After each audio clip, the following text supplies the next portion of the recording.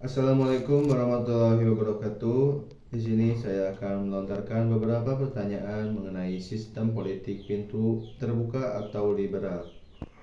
Yang pertama, nomor 1, uraikan latar belakang penerapan kebijakan pintu terbuka atau liberal di Nusantara.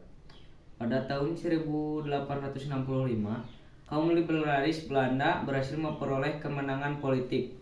Kemenangan itu membawa perubahan tata politik beserta kebijakan di negara Belanda dan terbawa pula ke tanah jajahannya, termasuk Indonesia. Pada tahun 1870, sistem tanam paksa secara resmi dihapuskan dan diganti dengan politik liberal atau politik pintu terbuka. Paham politik ini diberlakukan di Indonesia antara tahun 1870 sampai 1900. Nomor 2, jelaskan peraturan-peraturan yang diterapkan sebagai langkah awal penerapan kebijakan pintu terbuka atau liberal. Undang-Undang Pembendaharaan Accountability Act tahun 1864 yang mewajibkan anggaran belanja Hindia Belanda disahkan oleh parlemen dan melarang mengambil keuntungan dari tanah jajahan.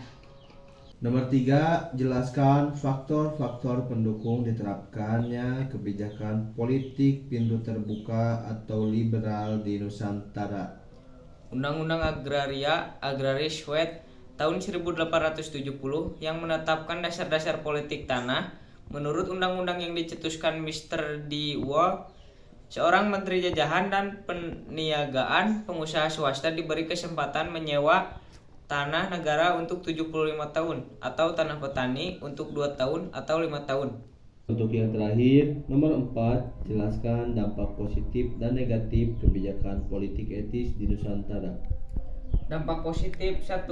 Timbul solidaritas antar etnis Bumi Putra, penduduk pribumi, sehingga mulai ada embrio nasionalisme.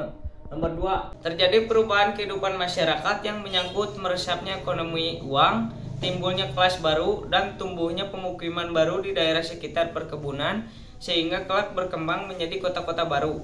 Dampak negatif 1. Meningkatkan peranan bahasa Melayu dan bahasa daerah lain di kalangan penguasa. Rakyat tetap menderita karena baik politik kolonial konspiratif maupun politik kolonial liberal bertolak dan berprinsip yang sama, yaitu mengolah tanah jajahan kepentingan negara induk. 2. Kehidupan penduduk merosot tajam. 3. Eksploitasi rakyat secara besar-besaran.